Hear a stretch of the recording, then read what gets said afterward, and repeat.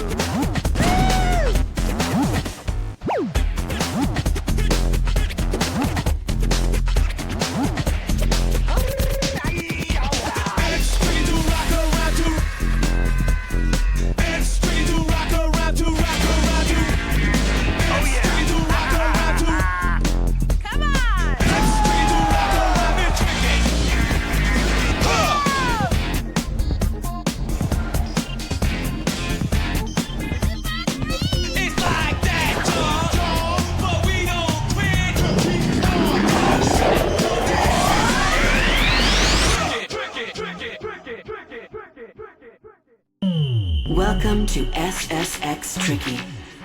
I hope you're ready.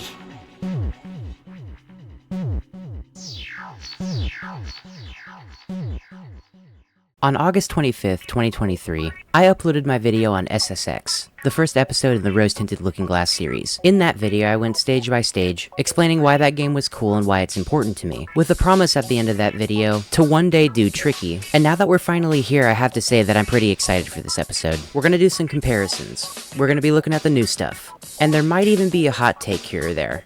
And just overall, I think you're gonna have a good time. Let's go ahead and jump right in. Select mode. Practice. Single event. World circuit.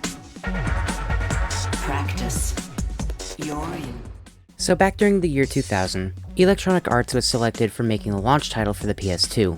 Being given the opportunity to make a new game for this new console, EA of course opted for SSX to try to test out the technical prowess of the PS2. I'm sure you can tell pretty much immediately that the original SSX did so well that they opted to make a sequel. What you're likely to tell immediately though is that this barely counts as a sequel.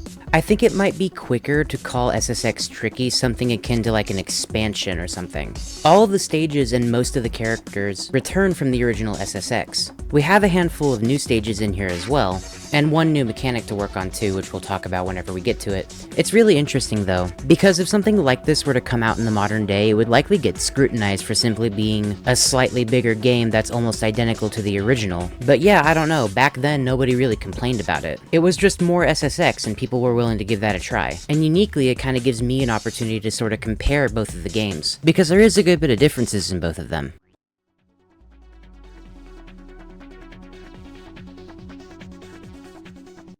Spinning when you should be flipping, holding when you should be landing, ducking when you should be weaving. This is Trick Tutorial.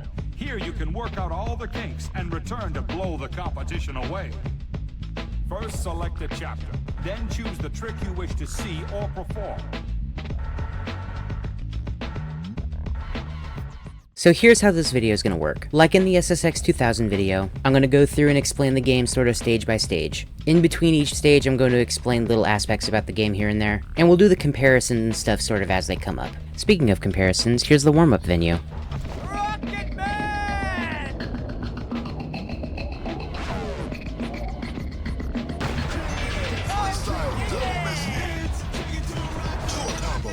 Yeah, so calling this stage an entire venue is kind of being way too generous to it.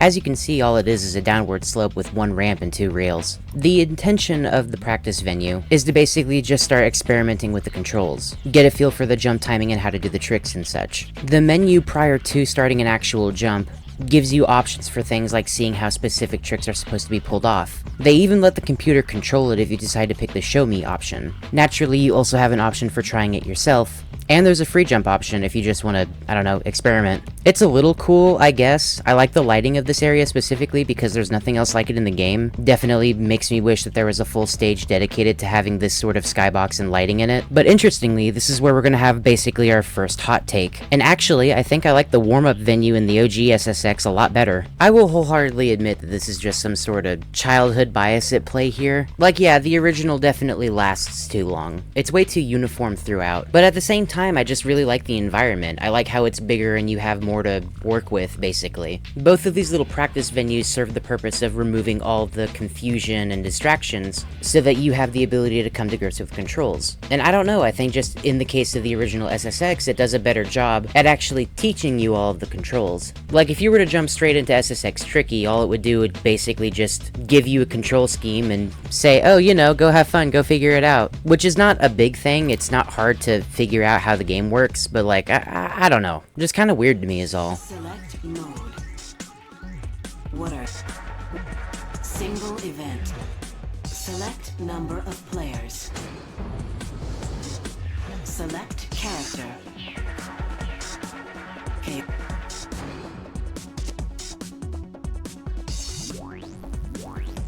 Yo, what's up?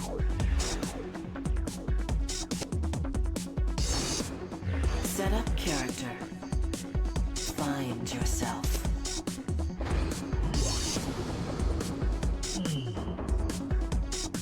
Select event. How do you want? Show off. Show your stuff. Time challenge. How fast can you go? Race. Good luck. Select difficulty. Semi-pro. Select venue. Where do you want to ride?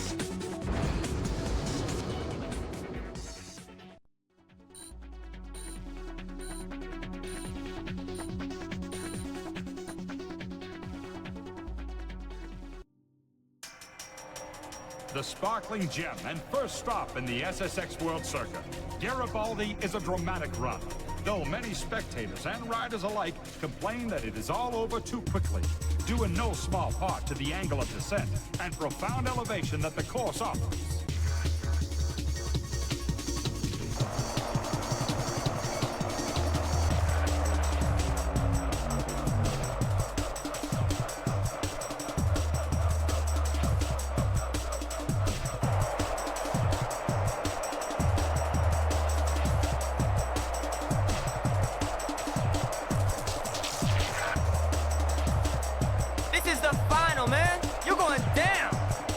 Waste your breath. Forget about it. No friends in today's lineup. Best stay sharp. Go! How you doing out there? This is Roselle. Welcome to Garibaldi.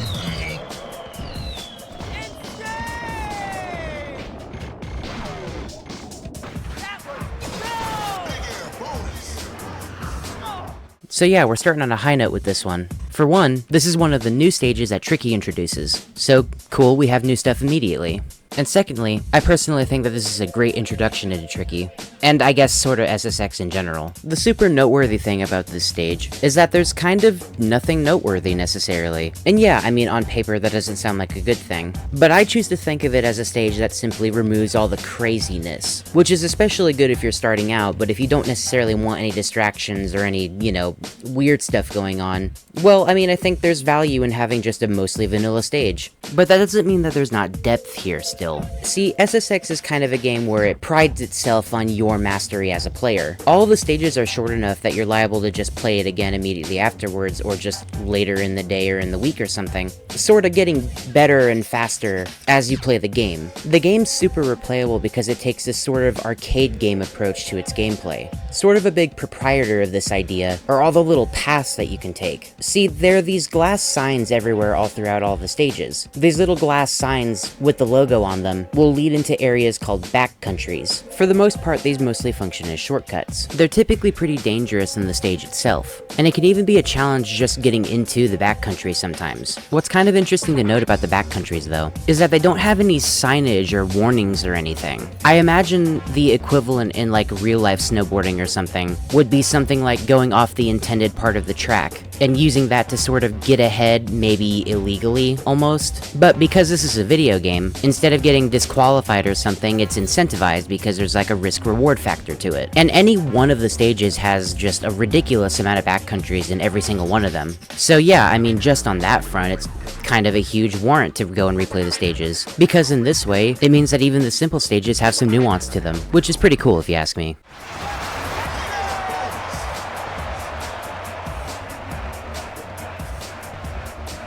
That rough stuff is gonna bring you pain, chumpy boots. Did I give you permission to be here?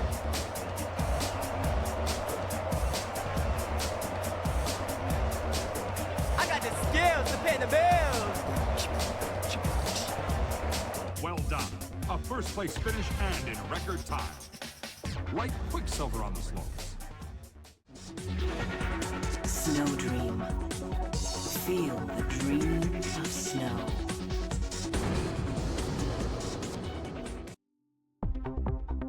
We head to the slopes atop the heights of Japan's mountain range, Snowdream.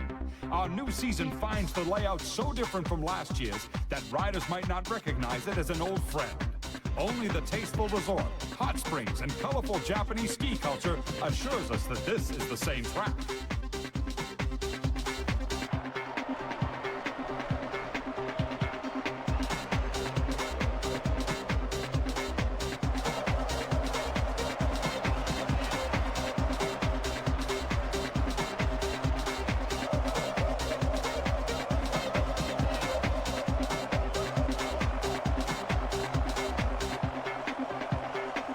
No enemies in the start gate this race.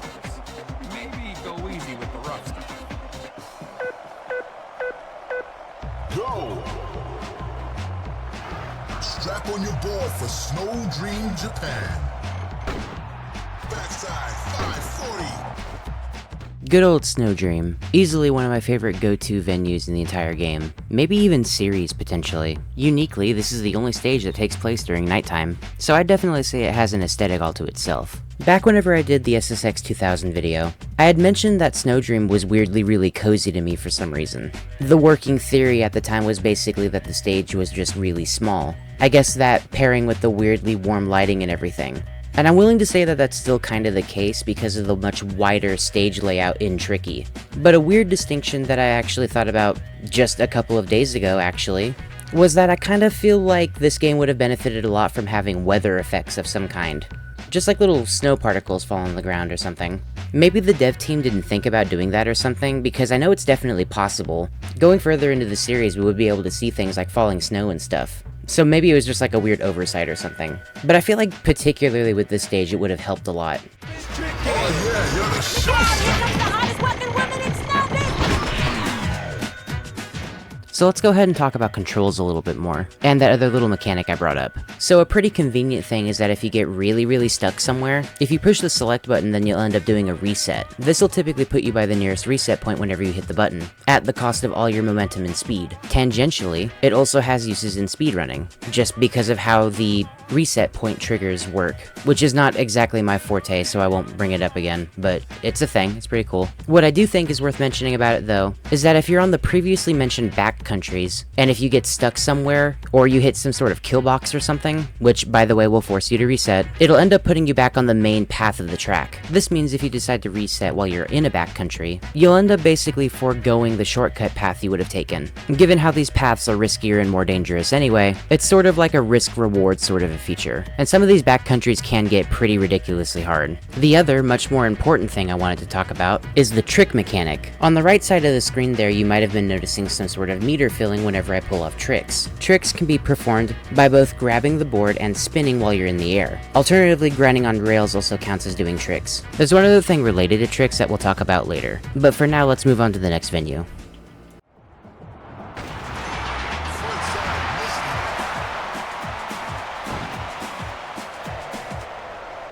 finished 4th.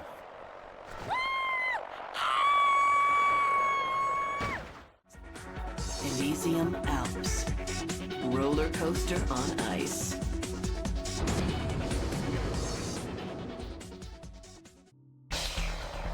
In returning to France for another go-around at the Elysium Alps, the Lyon-based designer decided to make this year's course look similar at first glance, but very different once you're riding. Some improvements will be obvious, but others will require a keen eye.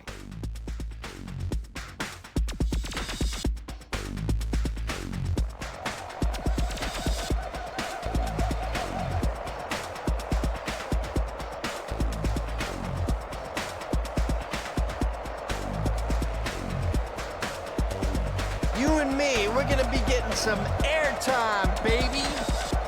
Absolutely!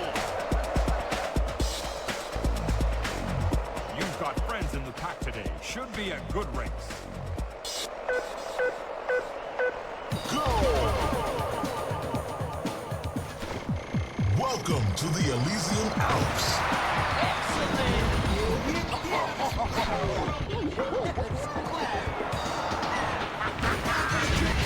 Let's see a signature move.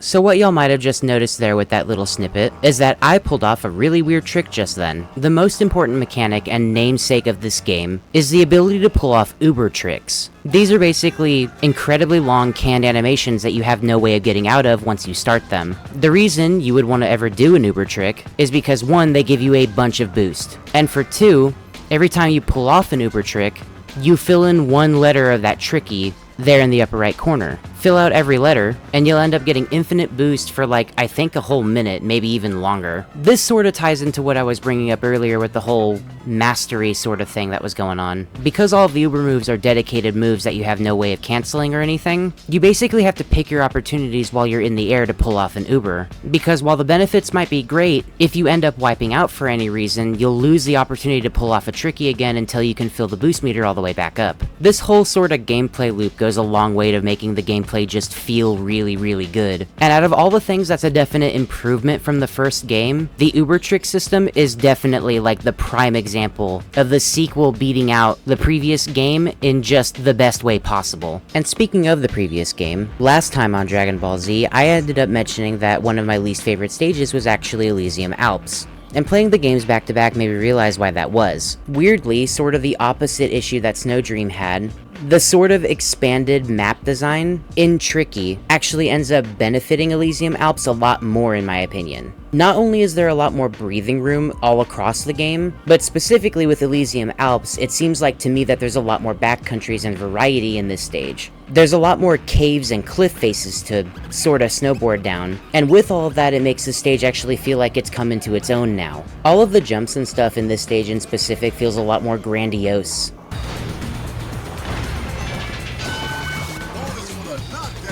They even reworked the half-pipe section to give you another little layer of cool going on with that part of the stage. Now there's these little divots in the glass panels that you can actually jump over a little bit, so you're given yet another option to deal with this part of the stage, which is awesome. The weird neon loop-de-loop thing is still here too, but kind of unfortunately the aperture opening door at the very end of the stage was replaced with pretty generic sliding doors, and I don't like that as much. But it's fine. All around good changes all across the board. Way to go, Elysium Alps.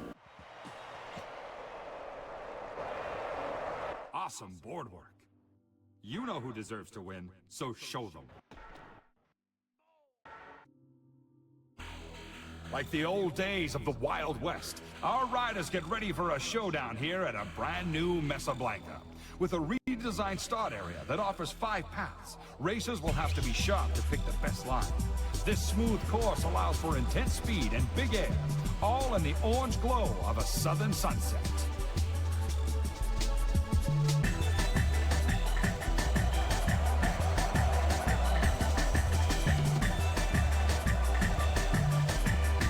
Don't need no 6-shooter. My weapon's on my feet.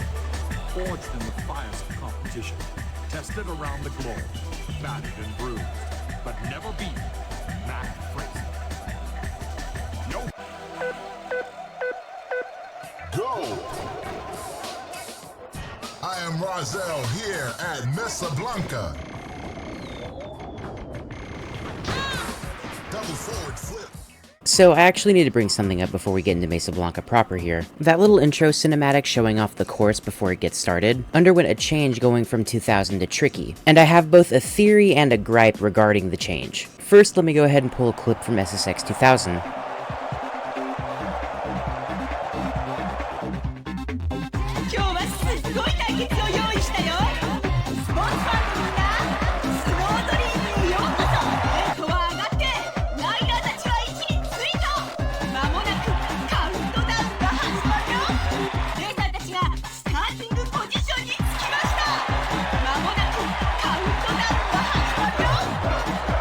what it's all about. Showtime.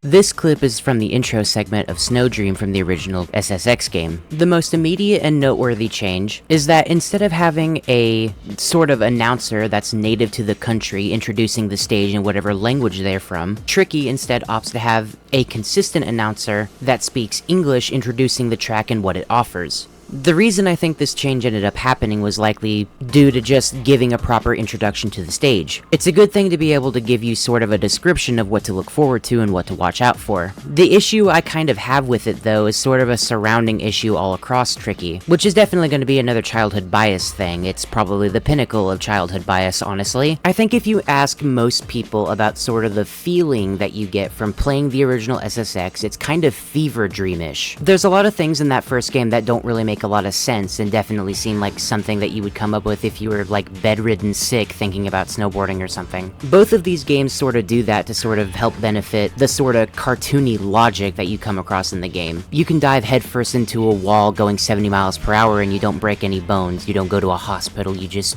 get up and keep going. And that's fine, it's a video game. It's a very video gamey ass video game. I guess my sort of issue with Tricky is that it kind of forgoes the fever dream nature a little bit. It's a lot more sure of itself. It knows what it wants to be, and it knows that it's a sort of style and substance kind of a video game. And that's a good thing too, it's different, but I just personally really like the aesthetic of the fever dream weirdness happening in the original game. For a long time I've said that if I could have the atmosphere of the OG SSX with the gameplay of Tricky, then I would have basically the perfect SSX game to me. But thinking more and more on it, I think it would just be an entirely different game all to itself that may or may not be better or worse. It's just kind of a weird issue I have, and I understand it's a first world problem. And I don't know, I just really like the native announcers for the stage and everything, but I mean, whatever.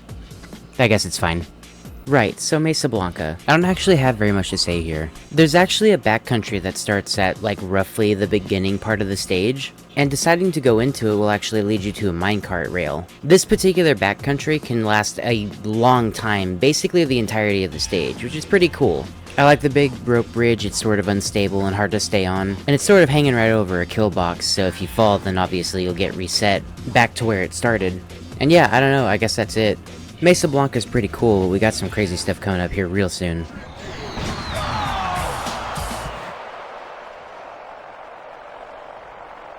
Bravo!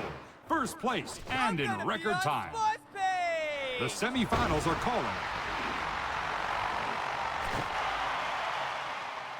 So real fast I want to talk about characters and stats. So as it would turn out, characters and characterization is actually pretty important to the identity of the SSX games, which is pretty weird to have for a racing game, but it's one of the things that makes this game so cool. You'll probably make a decision on what character to play just basically based on how they act, but similarly important, they also serve a gameplay function too. See, all of the characters can have their stats actually increased by going and playing the world circuit. Every time you complete a world circuit, you actually get XP and points to put into their stats. Crucially though, your decision in which character you pick can actually determine what their stat caps look like. There's a good bit more characters in Tricky than there was in the original SSX. Many of the characters actually just specialize in one stat, such as Mac being really good at tricks, which means he can turn a lot faster whenever he's in the air and pull off those trick animations much faster. But a lot of the characters, especially the new ones in Tricky, go for more of a hybrid spread between their stat caps. This is actually pretty cool because it can mean that distinct distinctly all the players actually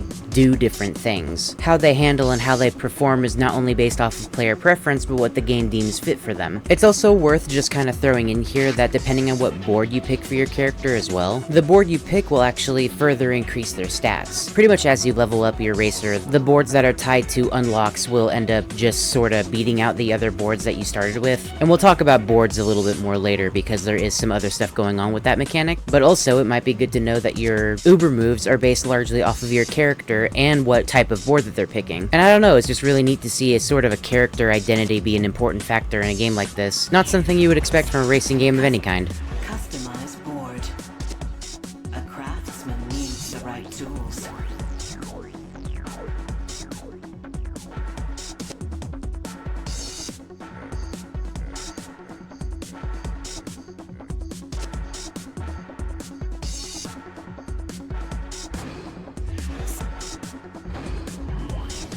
Select event.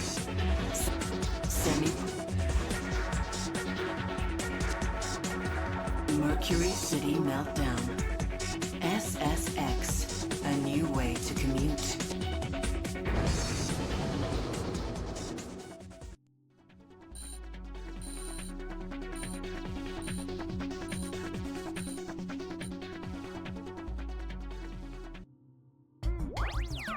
The Mercury City Meltdown will test today's riders with everything a border cross course can offer. Savvy riders will find the new subway section a quick way to get ahead. And those in need of some extra entertainment can always go trash can bowling. This upgraded Meltdown is sure to push any rider's limits.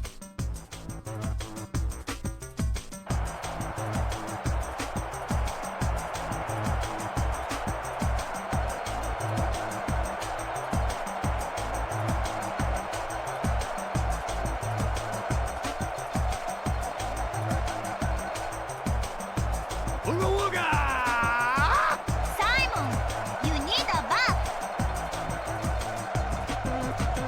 Not a friend in sight. Watch your six.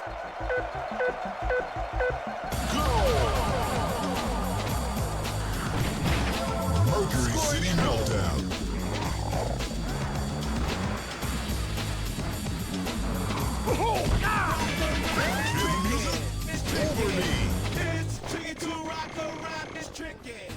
Right, so Mercury City Meltdown is awesome. Probably my second favorite stage across the entire series.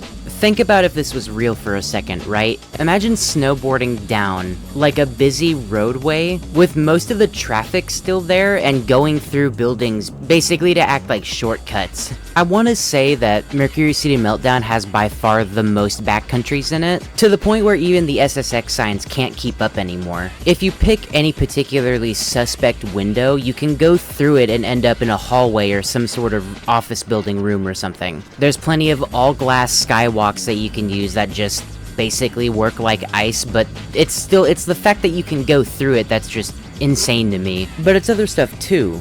The subway system backcountry is like famously difficult for me to go through, but it's a cool and unique environment all its own. And similarly speaking, there's actually a UFO in this stage that'll just one frame teleport you to somewhere else in the stage further along the path. Once again, I could not find it, but yeah, I don't know, maybe take a look and see if you do. I really like the tricky version of the stage as well, because it just feels so much larger, and the stage runtime really helps with that too. Going back and playing the original kind of feels like a blur in comparison. Not that kind of blur, we'll get to that one later. And yeah, I guess I just realized that I lied about Snowdream being the only stage taking place at night, but this one's just so well lit, I just didn't notice that it was also taking place at nighttime. At least compared to Snowdream anyway. This venue is just so chock full of little set pieces absolutely everywhere. I honestly don't think it takes that much rationalizing to say why this one's probably one of my favorites. It's just cool, it doesn't stop being cool. Bingo! Too cool! A human snowplow! I don't mind the crap! Bam!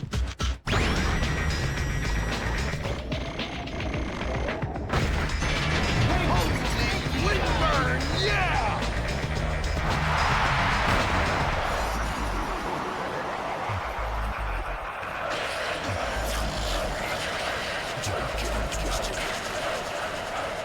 Oh, baby! baby! I am the man!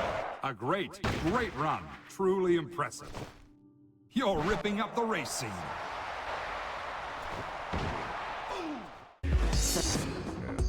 I've got a good feeling about this.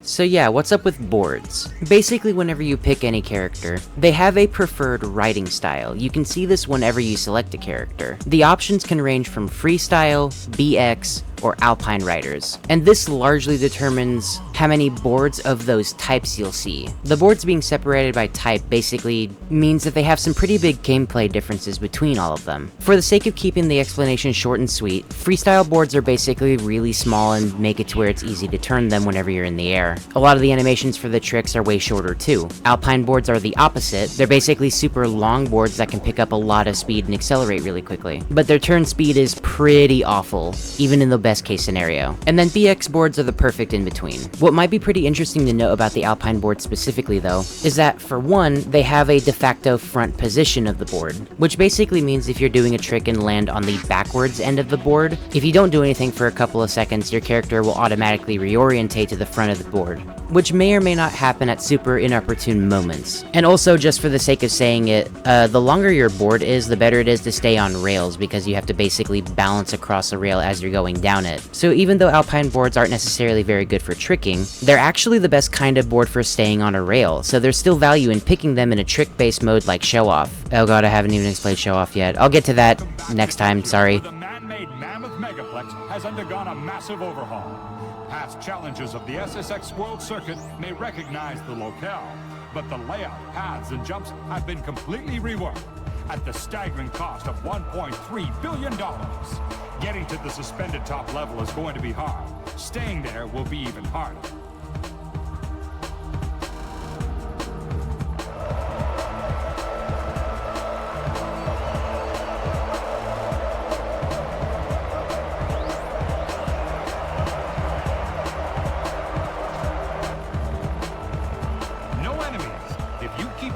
To yourself, this could be a nice clean race. Go!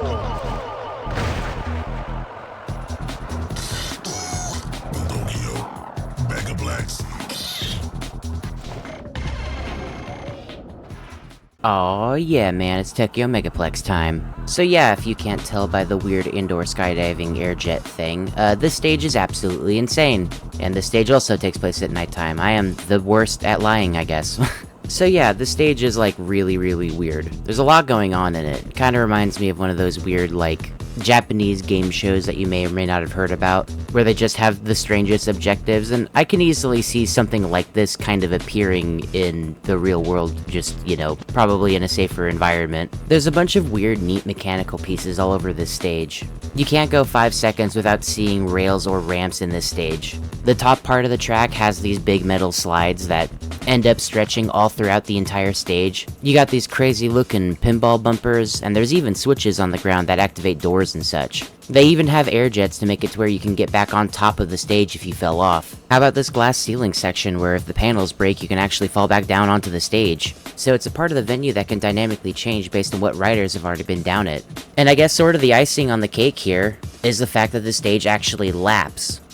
Wow, sneeze. Yeah, so like, basically you have to go through the stage 3 times, which each time you going up the little airjet thingy marking basically a new lap, with it finally turning off at lap 3. There's just kind of a lot happening all across Tokyo Megaplex, and for this reason it kind of ends up being the most memorable stage across the entire SSX series. To the point where if you ask anybody what their favorite stage is, odds are it's probably going to be this one. And I think it definitely deserves it. It's relatively short all things considered, and there's not really any need for backcountries or anything. And if you're kind of just looking for a playground to do some crazy tricks and stuff, then, well, we have one of those and it's another one coming later, but Tokyo Megaplex is definitely up there too.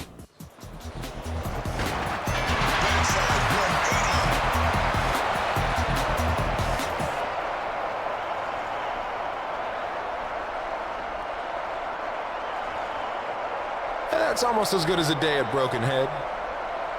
First place in a new course. Select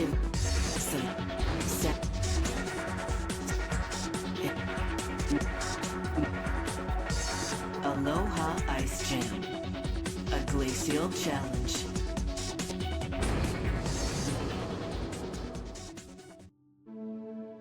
For a few weeks a year, the pros of the world circuit can compete here at the Aloha Ice Jam, atop countless tons of carved glacial ice and snow that is slowly melting into the warm waters surrounding Hawaii. Keep an eye peeled for the radical new pipe section.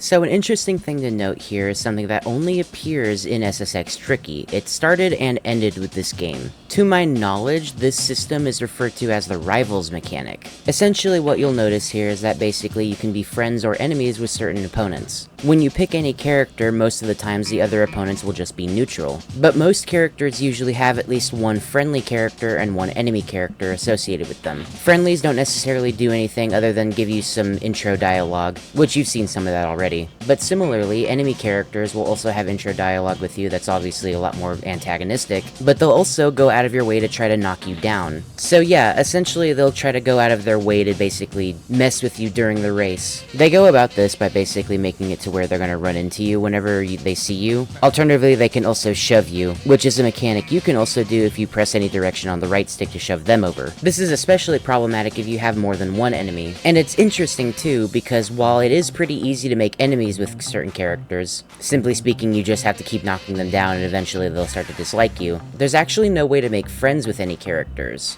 At least, as far as I can tell, there's not really any way to fix a sort of relationship you have with the other racers. Which basically means what you see is what you get in terms of being friends with a character. It's a pretty neat sort of personality thing again. Makes a lot of these characters actually kind of feel like people because they involve themselves with the other characters at least a little bit. But I don't know, I always found it kind of weird that it only appeared in this game. There's not really any other system like this in the other SSXs. What I actually find really entertaining and kind of dumb at the same time, because there's no way to fix a relationship with a character, if you end up picking a favorite character and you're just way too aggressive to basically everybody, then you might actually end up having a really hard time doing any of the races because everyone just wants to pick a fight with you, basically. So, I don't know, maybe it's a good thing that they didn't bring it back for any other games. Oh man, we still have a venue to talk about here. Okay, so, if you ask me, I personally think that Aloha Ice Jam is a little underrated. I gotta say, it's definitely one of my favorites, at least of the normal stages. The setting for this venue specifically is super unique. A tropical environment where you're still snowboarding down is honestly really cool to me. For all of the two of you that watched the original SSX video, you know that my favorite parts about this stage are the use of water and glass in the environment, and that still stands. The waterfalls and waterways in this stage look absolutely awesome to me. And yeah, I don't know, I just kind of feel like that the coolness of this stage doesn't necessarily get brought up all that often. Although I have heard a handful of people mentioning that it's actually their least favorite, which I just don't personally understand, honestly. And yeah, I don't know, I think it's just another cool, concise, short little stage that has its own little layers of depth to it.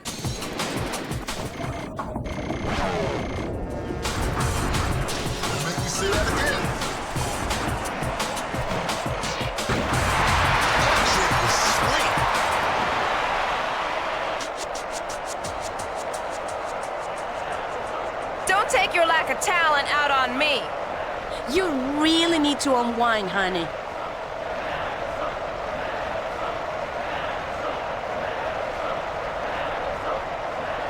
I'm cool, I'm hot, and I am number one.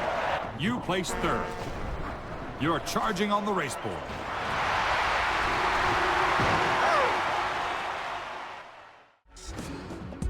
Dirt or snow, I'm the girl to go.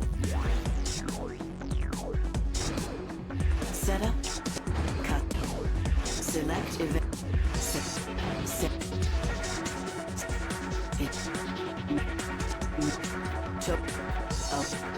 Alaska. Extreme terrain of extreme proportions.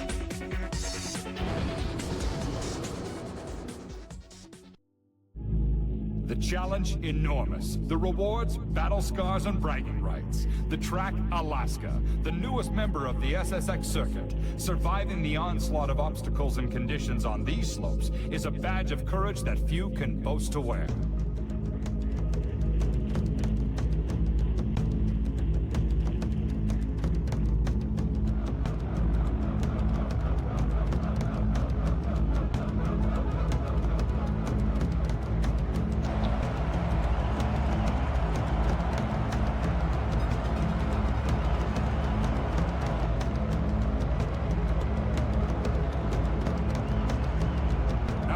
Inside. Watch your 6 today. Go! I'm Roselle. Welcome to Alaska. So, real quick before we start with this stage, I need to just bring up the cheat code segment of this video. Yeah, that's right, we got cheat codes again. To perform any cheat code, you need to be at the main menu, and hold down L1 and R1 and then input whatever cheat code you can find on your website of choice. When you're done inputting the code, let go of L1 and R1 and you'll hear the menu selection noise, and this is your indicator for the cheat being turned on. And yeah, I don't know, they're cheat codes, they're used for all kinds of stuff. Naturally, you have it to where there's unlocks for things like maxing out all the character stats, getting all the boards, getting all the outfits, getting all the stages, all kinds of stuff. There's even a handful of secret characters too, which is pretty cool. Something I just thought about that would have been really nice though is making it to where you can immediately change your relationships with all the racers. I think it would be kind of fun and funny to make it to where you can instantly max out both your positive standing and negative standing with the other racers just for an added challenge or making it easier or, I don't know, being able to see all the interactions with the other characters. I'll tell you one thing though, making it to where unlocking all of the stages is done with a couple of button presses makes recording really easy. So yeah, what's going on with Alaska here? Ice mostly. There's a lot of ice in Alaska. Alaska's not only the final stage in the SSX circuit, but it's also the last new stage that we get that's unique to Tricky. Interesting how the two new stages are both at the very beginning and very end of your playtime, but, you know, it's a thing. So I feel kinda weird about Alaska. The stage is perfectly fine, it's perfectly unique, and it's got some stuff going on. Definitely distinct enough from the rest of the group, for sure. But it's just so hard. Like, I easily have the worst time playing this stage out of any of the other stages. It's just kinda daunting, and especially considering that the stage is probably the one I'm the least familiar with, it's not something I rush to if I'm trying to play SSX Tricky anytime soon. I mean, it is cool though. It's pretty fast and frantic and varied all throughout. A lot of ice caves or wide open areas and all kinds of stuff going on. Which is interesting considering that it's mostly just a bunch of shades of blue in terms of the color palette. It's weird though because I kind of feel like they didn't have a whole lot to work with this stage, but they made it work anyway. Just, whoa, why does it have to be so brutal? I don't get it. I mean, I guess it is the last regular stage, so it makes sense. Funny sidebar for a second though, but actually some of the back countries in this stage are hard enough to get to that I've actually never seen them before, despite my attempts. Probably my favorite part of the stage though is actually the very end of it. This long final jump is probably the biggest jump in SSX history, and it's a really cool send-off for the end of the game. But it's not the end of the game though. We still have 2 more stages to talk about, and I'm pretty excited to bring those ones up.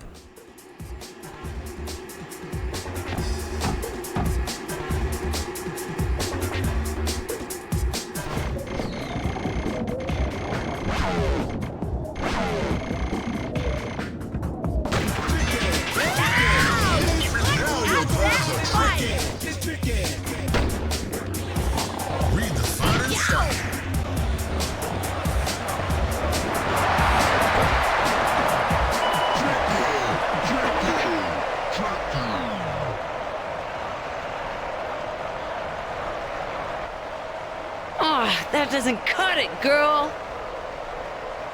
You finished 4th. You've got the skills, but you've got to use them.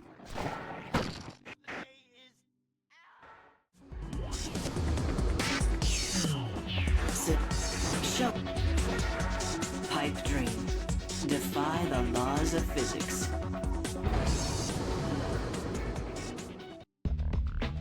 Almost completely redesigned by the twisted minds of ex-British boarders turned engineers, this maze of steel, Teflon, and snow-covered concrete is the mecca of pipe and rail lovers worldwide. The possibilities are endless, and a good imagination will serve you well towards maxing out on the trick potential of Pipe Dream.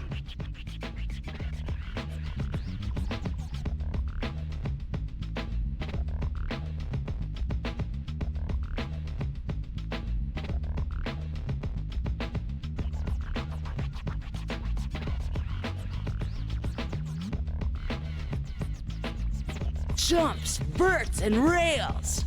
Oh my!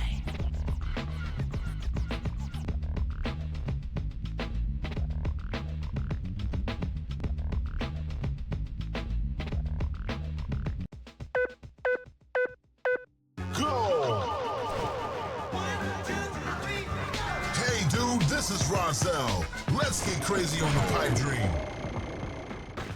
And yeah, we finally made it back to Pipe Dream. And also the first and only time that I'm talking about Show Off, because I'm bad at my job, I guess. Right, so there's actually more than just a race mode in SSX. Returning from 2000, we have race mode and Show Off. The footage you have been seeing thus far has been of race mode, but Show Off is primarily a trick-based mode, basically a score attack more or less. When you're going through any of the venues, they remain largely unchanged. The exception here being that there's now these snowflake power-ups that make it to where you get a point multiplier whenever you're doing a trick. So as a result, you'll only find them in the air or on a rail. The multipliers can range from ×2, ×3, or ×5 respectively, in the order of yellow, orange, and red for their colors. Naturally, because this is a score-based mode, it's highly incentivized to pick up any of these snowflakes if you can make your way to them. The sorta unique thing that Tricky offers to this mode though, is actually the inclusion of these candy cane colored rails everywhere whenever you're playing a show-off. We've seen them once before in race mode, primarily in Tokyo Megaplex. But other than Tokyo Megaplex, the only time you see them is basically here, in Pipe Dream. But yeah, I don't know, their inclusion is cool, just more rails to go on. They typically stretch on for longer than you would expect them to, and they kind of act as their own weird backcountry exclusive to Show Off. And speaking of things exclusive to Show Off, Pipe Dream. The only modes you can play Pipe Dream in other than Show Off is Free Ride, which is just a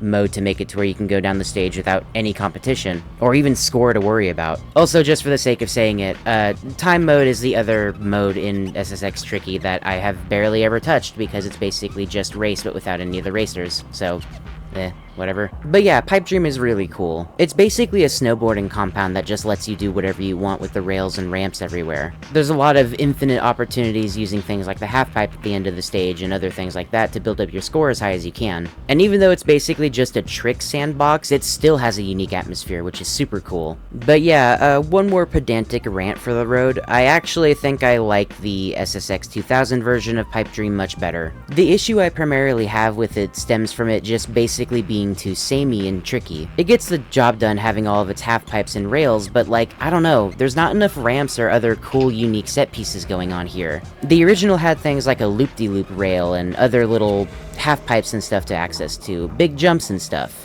which there just isn't very much of that in Tricky. They also removed the really neat super secret shortcut thingy from the original game, and I don't know why it was there in the first place in that game, but like, I don't know, I really miss it. And they took away the rainbow lighting too. I don't know. Like I said, this is a pedantic rant. I know that this game is immediately better than 2000 in almost every way, but that still doesn't mean that I have parts about the original that I miss when talking about Tricky. But ultimately, I know that it's fine. It's a player preference thing, and I don't know. It's fine, and it does what it needs to. And it's not like it's bad, it's just different.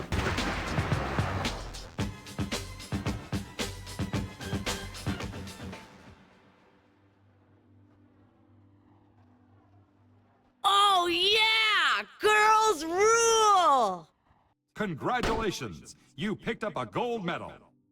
You're showing good style.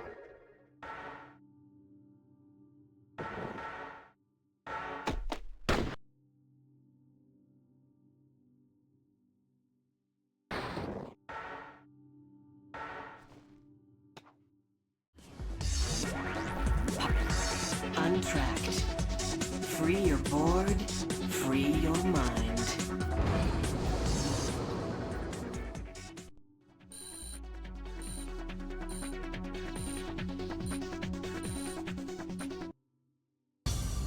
Some of you may recognize this secret mountain peak as the treat from the first year of the SSX circuit.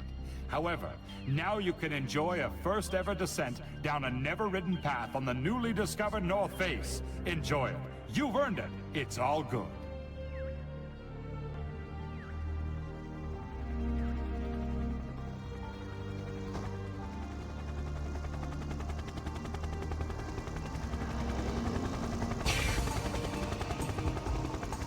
Carving up some sweet powder, for real!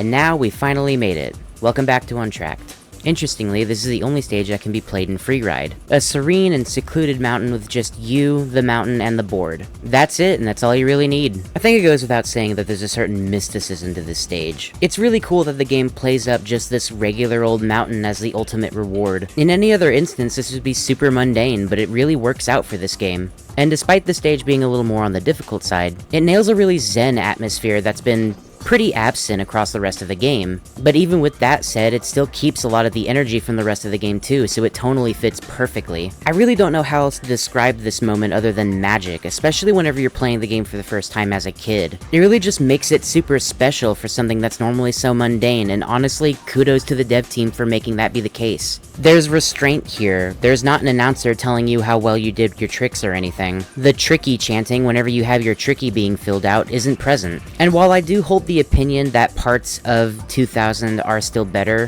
one of which being the 2000 version of Untracked doesn't even have an announcer when they're announcing the stage, it still doesn't make this part any less special. But yeah, I don't know, I guess that's all I got. One quick thing I want to mention just because I couldn't find any information on it, but there's something akin to like a hidden announcer whenever you're going through the backcountries in a sort of whispery, raspy voice. I don't know who this person is or what their relevance is in any way.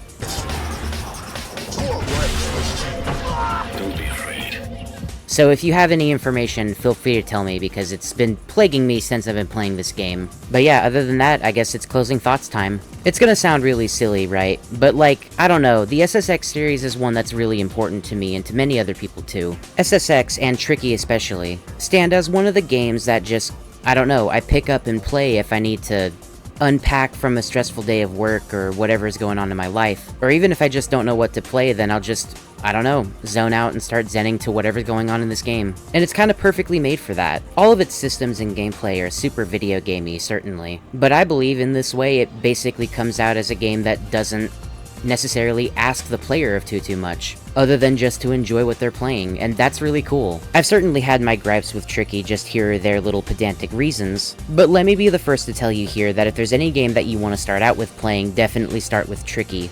I don't think there's a good reason to go back to SSX 2000 unless you just want like a historical angle for the SSX games to look at. As I mentioned in the beginning of this video, Tricky just seems a lot more sure of itself. It's like a weird alternate universe version of SSX 2000 that just knows what it wants to be and does everything better. Even if I have misgivings about the dreamlike mysticism, fever dreaminess no longer being there, this is a better game in every sense of the word. And yeah, I don't know, I guess that's it. I implore you that if you need something to play and you're looking for something different, go ahead and pick up SSX. This series means a lot to me, and it would absolutely make my day if you ended up playing the game and say that you enjoyed your playthrough of it because of this video getting you into it. But yeah, other than that, I guess that's gonna be it for me.